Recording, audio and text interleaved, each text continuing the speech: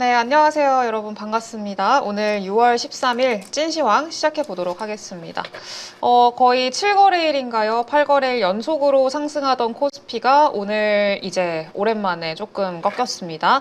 이란과 이스라엘 간의 지정학적 리스크 좀 부각이 되면서 전반적으로 시장을 좀 끌어내리는 모습이었는데 일단 오늘 좀 많이 올 만큼 올라와서 조정받을 때가 돼서 이제 빌미로 빠진 건지 아니면은 좀 더 신경을 써야 되는 그런 리스크가 본격적으로 대두가 된 건지 오늘 전문가 분과도 함께 또 고민을 해보도록 하겠습니다. 네, 오늘 모신 분은 김동엽 대표님입니다. 안녕하세요. 네, 안녕하십니까. 반갑습니다. 네. 오늘 시장 어떻게 보셨는지 호재와 악재도 같이 좀 구분을 해주시죠. 네.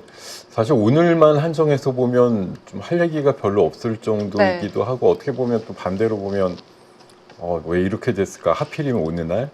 왜냐하면 6월 달 들어서 처음으로 빠진 날이기도 하고요. 네. 제가 사실 이번 오늘 나오기 전날 나온 게 5월 30날 나왔거든요. 네.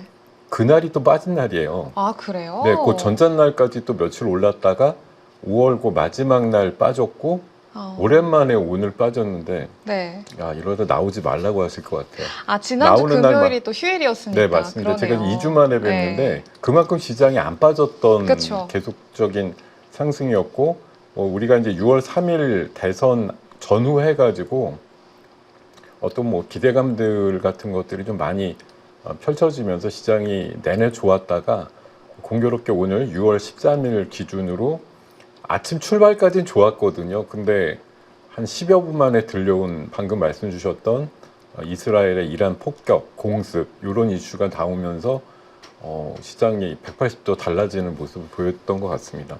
일단 호재와 악재로 구분해서 좀 말씀드리고 싶은데 사실 오늘 아침까지의 시장은 여전히 새 정부 정책에 대한 기대감이 한껏 드러나는 그런 장세였거든요. 네. 이게 사실 이제 새 정부의 정책이 뭐 시작된 거는 6월 4일부터겠습니다만 우리 시장이 어떻게든 다음번 넥스트 정부에 대한 어떤 가능성 이런 것들 보고서 바닥에서 올라오기 시작한 건 4월 초예요. 네. 날짜로 보면 4월 9일 날 2280 찍고 나서 올라와서 지금 2달 동안에 사실 우리 시장이 630포인트 올랐거든요. 코스피 기준으로. 그러니까 사실 되게 많이 올라온 시장이었는데 어제 오늘 또 최근 10거래일 중심으로 보면 하루밖에 안 빠지다 보니까 투자 심리도가 90까지 올라가 있는 상태에서 기술적인 과열 양상이 좀 우려되는 상황이었는데 공교롭게 이제 글로벌적인 어떤 또 지정학적 리스크가 터지는 그런 상황에서 우리 시장이 좀 제대로 반응을 했다라고 볼 수가 있겠습니다. 일단 대통령께서 엊그저께 증권거래소 방문도 굉장히 빠른 일정으로 네. 취임 후에 일주일 만에 가서 5,000시대 열고 싶다. 또 주식시장을 부동산 버금가는 투자 수단으로 만들겠다 이런 이제 의지를 좀 표명한 것이 이번 주 내내 좋았던 어떤 호재성 재료의 가장 밑바탕이라고 볼 수가 있겠고요. 네. 그리고 주 초에 끝났던 미국과 중국과의 관세 협상이 뭐 불안전하다라고 얘기를 하지만 어느 정도 그래도 한 달 정도 또 공백이 있었던 걸 메꾸면서 다음번 프레임 그까지 한번 가는 시도를 하는 거. 그리고 일단 트럼프가 부정적이기보다는 긍정적으로 반응을 하면서 우리가 필요한 히토리를 얻는 대신에 중국의 유학생들을 받아주기로 해서 이런 정도로 이제 교환을 했다 이러면서 또 만족스럽다 이렇게 얘기를 하다 보니까 네. 그런 부분이 어쨌든 시장에 긍정적인 영향이었다고 생각을 합니다. 반면에 악재는 오늘 불현듯이 갑자기 터져 나온 사실 이 부분은 트럼프가 한 2, 3일 전부터 얘기는 했었어요. 근데 다 정확히 얘기를 했다기보다는 공격 가능성은 높은데 당장은 아니야 이렇게 얘기를 했거든요. 근데 이게 당장 일어난 거예요. 그래서 끝나고 나니까 오늘 저녁 오후 발루는 해서는 트럼프는 이미 알고 있었다. 사전에 들어갔는데 말리지도 않고 그냥 어떻게 하는지 한번 보자 이런 식으로 그냥 방임 비슷하게 갔다라는 거에 대해서 좀 아쉬움이 많다고 얘기들이 나오고 있고 또 한 가지 미중 간의 상호 관세는 어쨌든 조금 더 유예를 하는 상태에서 논의를 해보자 이렇게 나왔는데 또 갑자기 또 자동차에 대해서 멀지 않은 미래에 관세를 더 올리겠다 이런 얘기들이 또 하루 전 뉴스에서 들려오면서 관세 문제는 이게 얼마 전에 이제 연방법원에서 태클을 걸기도 했었는데 이게 보편관세, 뭐 상호관세 이런 게 조금 태클이 걸리는 대신에 얼마 전에 철강을 뭐 2배로 올렸고 네. 하듯이 품목관세로 우회해가지고 매기는 그런 식의 방법을 취하고 있는 것도 하나의 좀 우리나라 사실 철강, 자동차 굉장히 좀 민감한 섹터들이라서 특히 앞으로 이제 새 정부 출범 이후에 새롭게 미국과의 새로운 협상을 좀 시도를 해야 되는 상황에서는 부담을 안고 있는 이슈다 이렇게 정의를 할 수밖에 없거든요. 그런 생각이 들었고요. 사실은 방금 말씀드린 대로 기술적인 어떤 그 과열권 이런 것들에 대한 우려 때문에 사실 어제부로 해서 증권사들 그 하우스들 같은 데서 대부분 이제 그 주식시장의 전망을 상향했어요. 네. 맨 처음에는 연초쯤에는 뭐 상반기엔 장어 없고 하반기에 3천 넘는다 뭐 이런 식으로 표현했다가 네. 어제까지 2,900 한 2, 30까지 올라오니까 이제 급해진 거죠, 마음이. 그러다 그쵸. 보니까 증권사에서 공교롭게 어제 부루에서 3,100까지 올린다든지 심지어는 3,240도 가능해 이렇게 얘기들이 많이 나오길래 제가 어제 부루 좀 그런 얘기를 했습니다. 약간 뒷북 같다. 또 증권사들이 워낙 못 맞추기로 유명한데 이런 식으로 올리면 거의 과열의 끝이다 이렇게 생각이 들었고요. 제가 어젯밤에 뭐 방송에서 이렇게 얘기를 한 적이 있어요. 그 시장이 네. 너무나 당연하다 싶을 정도로 3천이라는 걸 이제 모든 사람들이 얘기를 하는데 그러면 진짜 가는 거냐?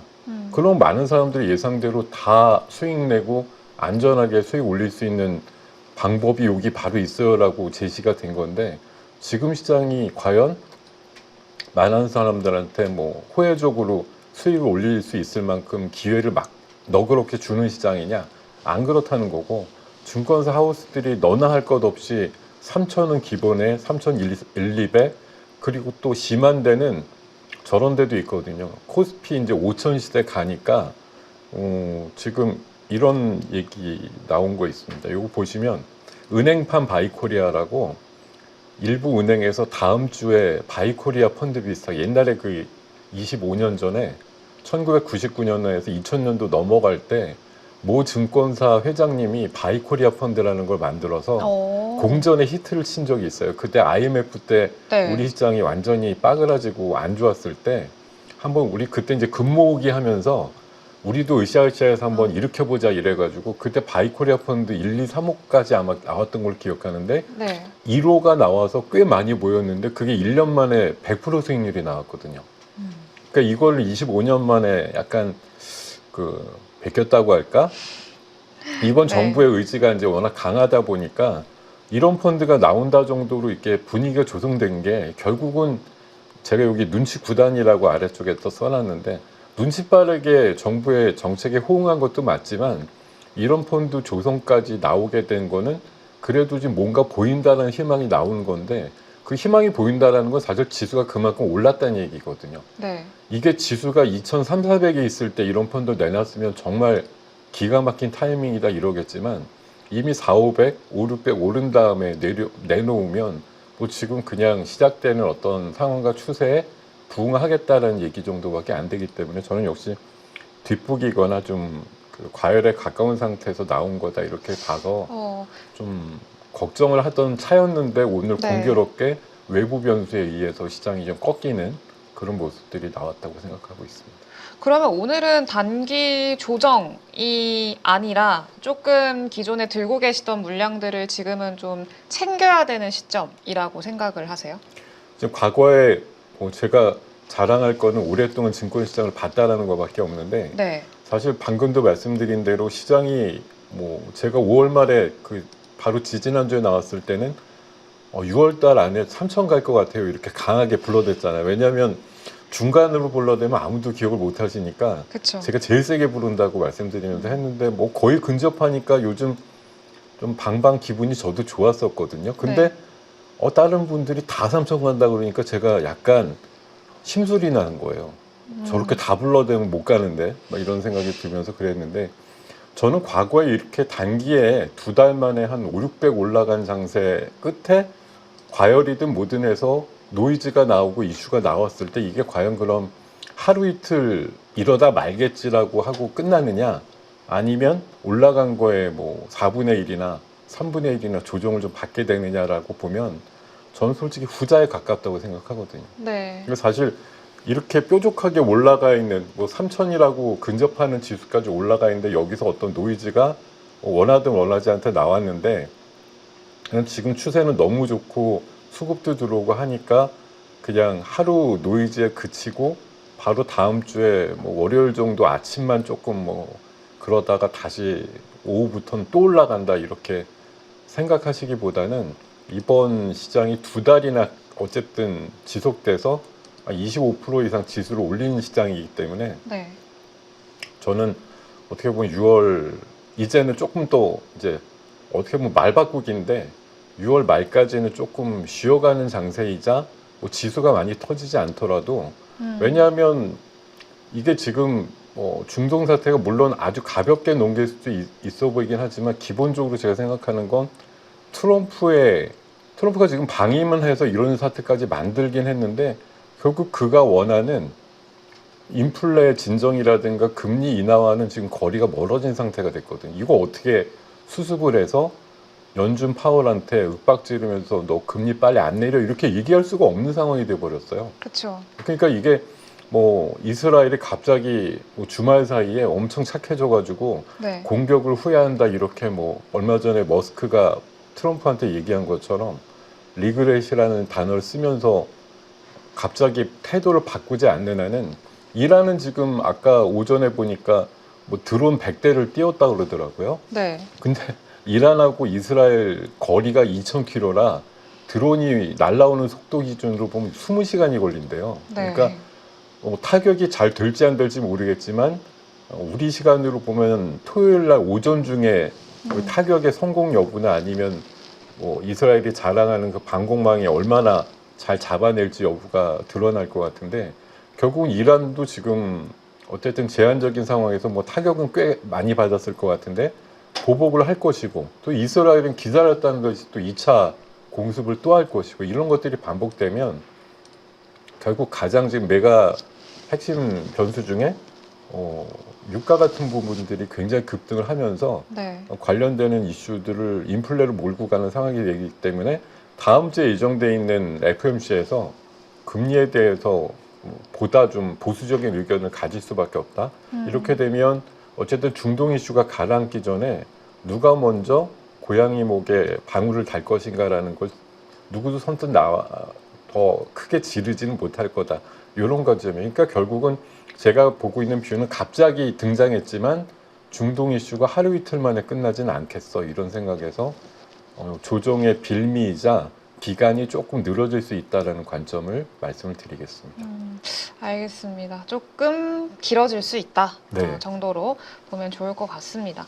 네, 그러면 그래도 오늘 좀 특징적으로 보셨던 섹터나 종목군 뭐가 있었을까요? 사실 뭐 이런 말씀 드리면 너무 좀 그렇지만 뭐 이스라엘에 감사하는 섹터들이죠, 대부분. 네. 이스라엘이 공격을 함으로써 덕분에 올라가는 섹터들이 대부분인데, 뭐 유가가 어쨌든 급등을 하면서 우리나라 유가, 석유라든가 가스 관련주들 되게 세게 올라갔고요. 방산주들 뭐 불보듯 뻔하죠.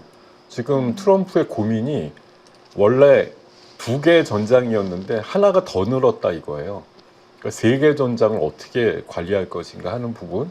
거기다 기본적으로 트럼프가 또 EU를 압박을 해가지고 장기적으로 방위비 그 예산을 5%까지 늘리는 걸 최근에 유럽에서 좀 인정하는 분위기였거든요. 그러니까 네. 그만큼 방산에 대한 수요가 있다라는 기본이 있는 거고, 이제 지금 이란이 열받으면 호르무즈 해협 봉쇄에 대한 이슈가 나올지 모른다고 하니까 오늘 그 해운주들, 이게 이제 호르무즈 해협을 통과 못하게 되면 그 남아프리카 공화국의 희망봉을 돌아가는 이제 장기 노선을 띠게 된다는 면에서 물류 비용이 늘어날 거라는 우려가 또 영향들을 미쳤고, 어제 이어서 오늘 장에는 이제 대북주들 여전히 좀 정부의 그 관계 개선 의지와 함께 올라가는 종목들이 상당히 많았습니다.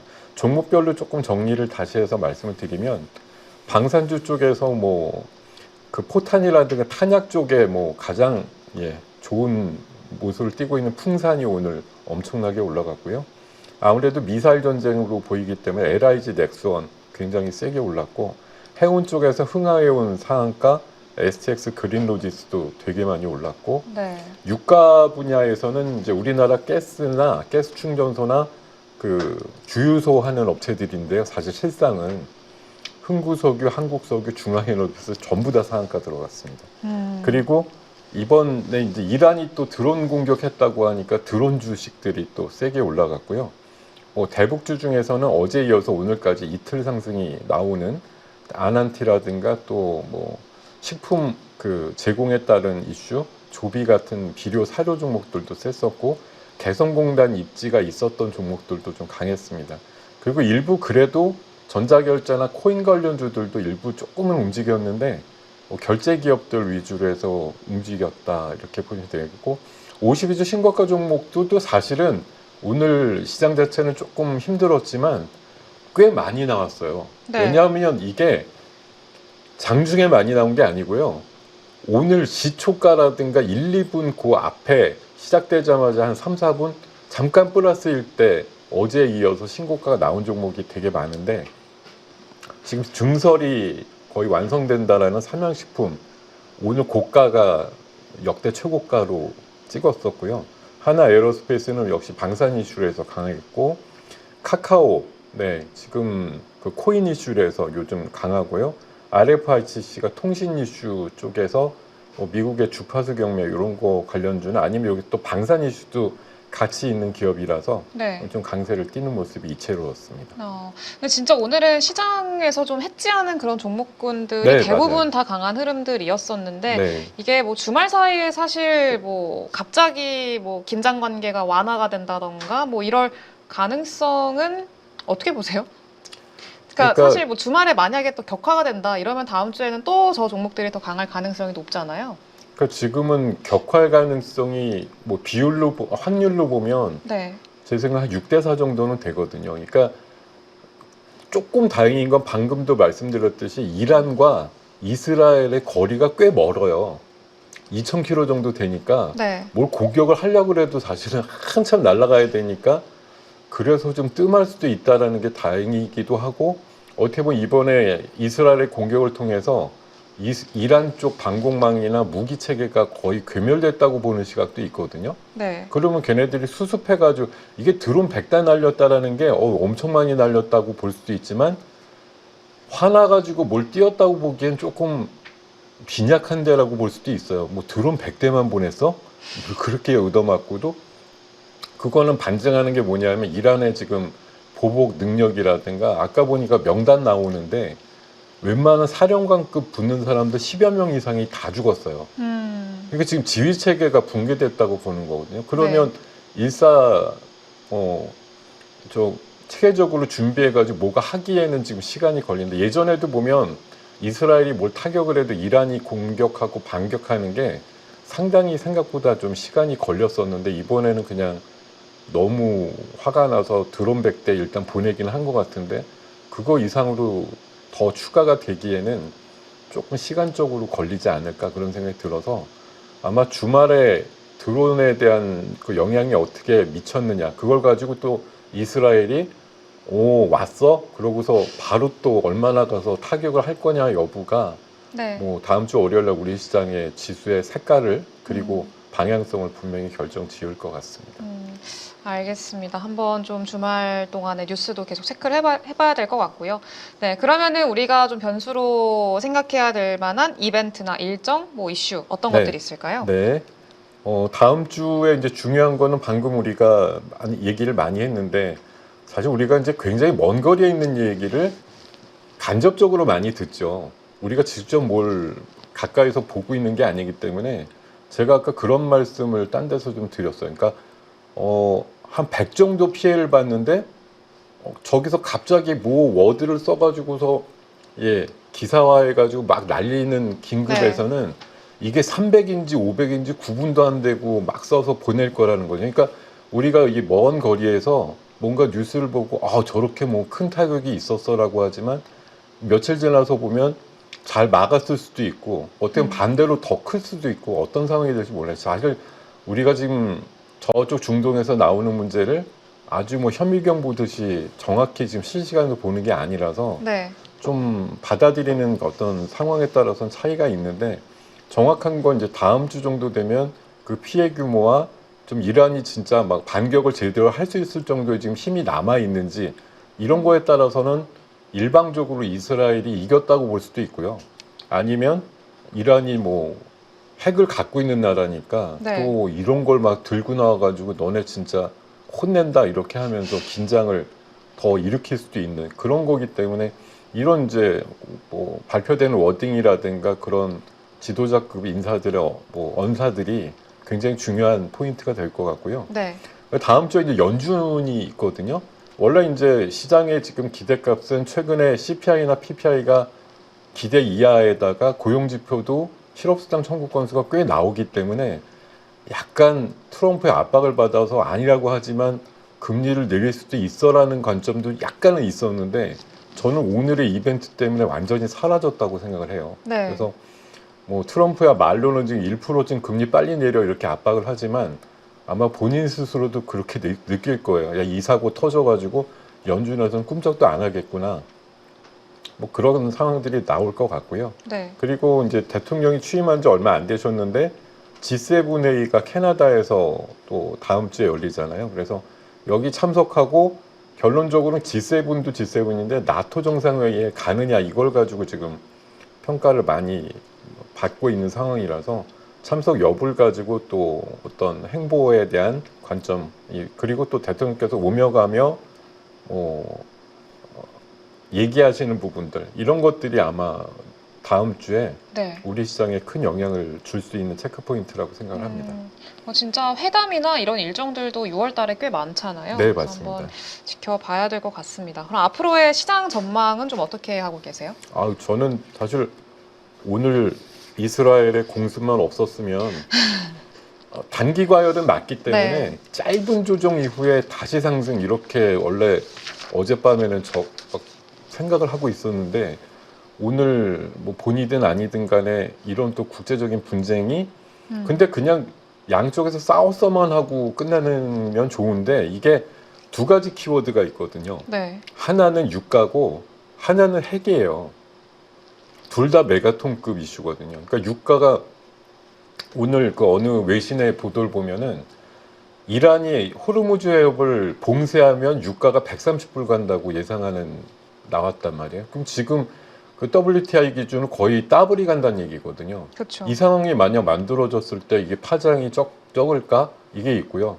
또 이란이 지금 그냥 보통의 무기 체계가 망가져서 이스라엘을 혼내고 싶다라는 마음이 굴뚝이라고 하면 굉장히 최상급의 그 무기 체계를 꺼낸다라고 하면 이건 진짜 핵이 나올 수도 있다라는 뭐 원하는 건 절대 아니지만 조심스러운 발언이지만 궁지에 몰리면 뭘 못하겠다는 생각이 들기 때문에 네. 그런 부분들이 막 쏜다 이런 국면까지 갔을 때 시장이 새파랗게 질릴 가능성도 분명히 있다는 거거든요. 그래서 그렇죠. 이거는 뭐 제가 지금 상상력에 기반해서 말씀드리지만 뭐 궁지에 몰리는 어떤 상황에서 어떤 나라의 지도자가 어떤 선택을 할 것인가에 대해서는 사실 뭐 제가 어떤 권리를 가지고 말씀드릴 수는 없는 것이고 그런 상황까지 안 몰리기를 바라지만 그런 부분이 나온다고 하면 저는 굉장히 시장에 대해서 이제 한 발 빨리 물러서야 되는 거고 네. 그때 어쨌든 들리는 소식에 대해서 우리가 얼마나 반응을 할 것인가라는 게 중요하고요.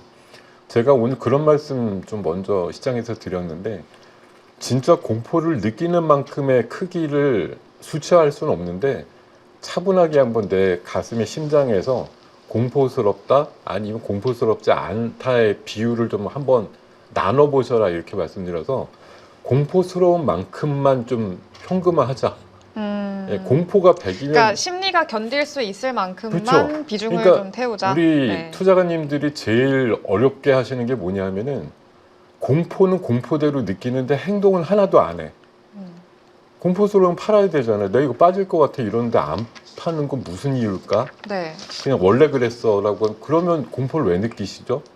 안 팔 건데? 네. 그럼 뭐 공포를 느끼면 시장이 알아서 안 빠져주나요? 그건 아니잖아요. 그래서 저는 진짜 이게 뭐 하나의 사람으로서 뭐 개인 투자가로서 설정하기 어려운 이슈긴 한데 적어도 내가 진짜 체감을 하는 공포가 어느 정도라고 하면 그 비율과 높이에 맞춰가지고 비중 조절하시는 게 꼭 필요하다고 생각하거든요. 어쨌든 이런 이슈도 있고 뭐 제가 봐선 시장은 다음 주는 뭐 많은 분들이 아마 이럴 때 보면 대부분 어떻게 말씀하시냐면은 다 내 개인 투자가가 내 뭐 가족 사실 홍익인간적인 개념으로 말씀 주실 때 보통은 그래요. 아 이거 큰일 아닙니다. 조금만 기다리시면 금방 해결될 이슈니까 너무 놀라시지 마세요. 사실 이렇게 다독이는 게 인지상정이긴 하거든요. 네. 그래서 보통 그렇게 많이들 말씀하시는데 솔직히 그 결과는 좋지 않습니다. 내가 느끼기에 나도 공포스러우면 그렇게 전달을 해주는 게 맞겠죠. 저는 그래서 뭐 주말 사이에 조금 시간이 있으니까 생각을 해보고 저도 지금 생각은 지금 현재로는 뭐 뭐라고 얘기 드리기 어려운데 네. 이 부분의 장기화냐 아니면 그냥 바로 뭐 트럼프가 한 번이라도 또 보도의 칼을 흔들어서 뭐 금방 잠재울 거냐 이런 부분의 여부에 따라서 시장에 대해서 조금 피할 수 있으면 피해야겠다 이런 생각을 할 수도 있다 이렇게 좀 말씀을 드리고 싶습니다. 알겠습니다. 일단 시장 어쨌든 심리가 제일 중요한 것 같아요. 이게 네. 무조건 심리거든요. 지금 이번에 네. 뭐 대선 이후에 한 300포인트 가까이 오른 시장도 뭐 실체가 있나요? 그냥 다 뭐 기대감. 구호에 따른 심리 뭐 이런 네. 것들이 많이 등장을 한 것이죠. 네, 알겠습니다. 그럼 지금 시장에서 대표님께서 가장 좀 주목하고 계시는 종목이랑 섹터는 어디일까요? 네, 정리 좀 해보겠습니다. 먼저는 제가 말씀드렸던 외부 변수의 영향력이 좀 최소화된다고 하면 다시 반등이 나올 수 있다고 보는데요. 네. 어쨌든 제가 아까 이게 뭐 눈치 구단이라고 말씀드렸지만 어쨌든 저런 식으로 시장에 붐업을 조성할 수 있는 펀드가 대규모로 만들어지면 결국은 수급적인 어떤 든든함이 조금 더 채워줄 수 있다는 점에서 우리 시장에 대한 기대감이 여전하다 이렇게 기본적으로 깔고요. 네. 그 대신 이제 정책적으로 보면 새 정부는 무엇보다도 제가 느끼는 게 스피드예요. 속도감. 왜냐하면 열심히 일 안 하면 뭐 아킬레스건이 있는 상태이기 때문에 열심히 해야 되거든요. 그래서 원죄를 덮을 정도의 훌륭한 어떤 진전 이런 것들이 꼭 필요하다고 생각이 들어요. 그래서 뭐 민주당 같은 경우는 지금 코스피 5,000위원회라고 하는 특별위원회를 구성한다고 하거든요. 거기다가 대통령은 기회가 될 때마다 지금 남북에 대한 관계 개선 의지를 자주 얘기를 하고 계시고 또 코인 쪽에 대해서 이게 제도화하는 움직임들 또 역시 여당 쪽에서 디지털 자산 기본법 발의 등을 통해 가지고 속도감을 내고 있는 것. 저렇게 보면 결국 상법 개정 문제, 남북 이슈, 코인 이슈 이게 네. 지금 정책의 저는 3대장이라고 생각하거든요. 네. 상법 개정이 원래 어제 한다 그랬다가 넘어갔지만 새 원내 구성이 오늘 또 됐기 때문에 이게 뭐 이달 넘어가지 않을 확률이 높다고 봐요. 그래서 좀 빨리 추진이 될 수 있다 이렇게 생각해서 상법 개정에 따른 뭐 고배당 이슈, 뭐 주주 환원 이슈 이런 것들이 중요해질 거고 남북 관계 이슈 그리고 코인 이슈 이게 제일 정책적으로 우선순위가 있는 섹터라고 말씀드리고요. 두 번째는 이제 뭐 어저께인가요? 어제 아침 기사 보면은 이제 대통령께서 체코 대통령하고 통화했다는 내용 이후에 네. 이게 이제 원전에 대한 약간 개런티 같은 느낌이에요. 그래서 뭐 일부 의원들이 SMR 관련된 지원특별법도 발의했다고 하고요. 네. 미국에서도 오히려 미국의 SMR 관련주가 우리나라 한수원하고 뭐 MOU 맺었다 그래서 30% 올라갔다는 얘기들도 있었거든요. 네. 그러니까 지금 SMR 쪽은 굉장히 관심이 커지는 분야고 제가 알기로는 24일, 25일에 미국의 약간 유력한 싱크탱크 팀에서 우리나라 와가지고 뭐 두산 쪽하고 한수원 관계자들하고 미팅하는 걸로 일정이 잡혀 있더라고요. 그래서 SMR 쪽은 뭐 미국도 사실 시공 경험은 원전 포함해서 50년 동안 없었기 때문에 네. 시공에 있어서는 우리를 같이 파트너로 할 수밖에 없다는 논리로 보시면 될 것 같아요. 이렇게 관련주들이 각각의 섹터에서 역할을 할 기업들이 이렇게 망라돼 있다 말씀을 드리고 네. 중동은 사실 뭐 제가 결코 원하는 결과는 아니지만 이거는 아까 우리 이사님의 아주 정확한 키워드가 있었어요. 해지거든요, 해지. 우리가 기존에 그냥 시장이 정상적으로 갈 때 좋아지는 섹터와는 조금 거리가 있는 애들인데 만약 이게 이쪽이 더 단기적으로 붉어진다고 하면 이쪽 비중도 필요하다. 원래 다른 쪽, 그 정상적인 어떤 종목군과 섹터에 해지 차원에서 이런 쪽의 포션도 필요하다라는 생각이 약간은 든다. 이렇게 말씀드리고요. 그 다음에 이제 뭐 일정으로 보면 바이오 USA라고 네. 뭐 아스코나 ASCR만큼은 아니지만 그래도 꽤 큰 바이오 그 이벤트가 다음 주에 있어요. 보스턴인가 거기서 있는 걸로 알고 있는데 여기 또 우리나라 기업들 많이 가기 때문에 이게 계속 AACR부터 아스코에 이어서 바이오 USA 또 9월 달에 유럽 종양학회까지 시리즈로 이어지면서 기술 이전에 대한 강도가 또 이제 강화되는 그런 그림이기 때문에 훨씬 더 이제 참여하는 기업들마다 기술 이전에 대한 기대감이 커질 수 있다라는 거 주목을 좀 하시면 좋을 것 같습니다. 알겠습니다. 자, 그래서 제가 이렇게 표로 좀 만들어 봤는데요. 어쨌든 뭐 대통령의 관심사 중에 가장 큰 부분 중에 하나가 또 지역화폐 이슈라고. 네. 제가 2주 전에 나와서 그때는 대선 전이었잖아요. 근데 그때 제가 리스트로 만들어서 제일 마지막 줄로 지역화폐 넣어가지고 말씀드렸는데 그 이후에 사실 그 종목들 따블 났어요. 네. 4만 원짜리가 한 8만 원까지 강했죠. 올라가고 막 이랬는데 뭐 여전히 그 지역화폐에 대한 기대감은 있다라고 생각하고 또 추경이 한 20조 규모로 만약 설정이 된다고 하면 그거의 반 이상은 지역화폐 쪽으로 지원금으로 나가지 않을까 이렇게 생각이 들고요. 지주회사구는 이번에 뭐 목록에는 그 자사주 소각 이슈는 좀 빠졌다고 얘기를 하지만 어쨌든 지주사의 새로운 그 밸류업 이런 것들이 좀 추진된다고 보고 특히 사업을 하는 지주회사 요새 네. 이런 말이 좀 유행이던데 그냥 단순 지분만 있는 회사는 제끼고 사업도 하는 회사 이런 것들을 찾아보자 그래서 이제 대표적인 게 원익, 한화, 두산 이렇게 좀 집중이 되는 것 같고요. AI도 뭐 백조 투자 얘기를 계속 하니까 관심 가져볼 만한 섹터고 코인이 뭐 지금 제가 봐선 여러 다방면으로 법제화 이슈 또 미국의 재무장관도 미래 스테이블 코인 시장이 2,700조까지 만들어진다 이런 얘기 수시로 하다 보니까 코인 지금 이제 결제 보안까지 해서 굉장히 많은 종목들이 등장을 하고 있다. 그 대북 이슈는 실체는 없지만 관계 개선의 의지가 몇 년 만에 새록새록 나오는 데다가 트럼프 대통령도 뭐 친서 교환 이런 이슈를 자꾸 끄집어내고 있다 보니까 두드리다 보면 좀 반응이 나오지 않을까? 네. 뭐 확성기 방송 안 했더니 북한도 소리가 줄었어요. 이거 가지고서도 모멘텀이라고 얘기할 정도니까요.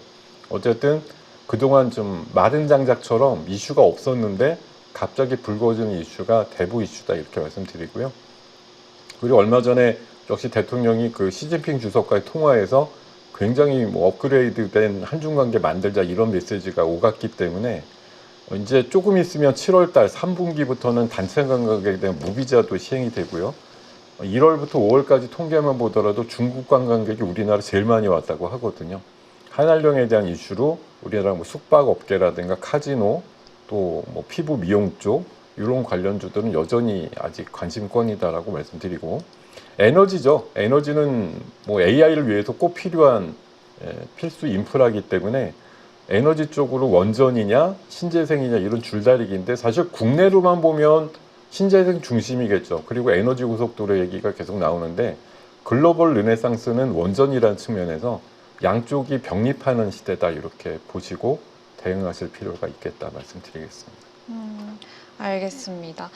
꽤 그래도 시장이 오늘 좀 쉽지 않았는데 그럼에도 불구하고 그래도 강한 종목군들은 꽤 있는 것 같아요. 네. 네, 말씀 주신 종목들, 업종들 잘 참고해서 한번 다음 주 시장 대응 전략 짜보도록 하겠습니다. 오늘 고생해주신 이동엽 대표님 감사합니다. 김동엽입니다. 김동엽 네. 대표님 감사합니다. 네, 감사합니다.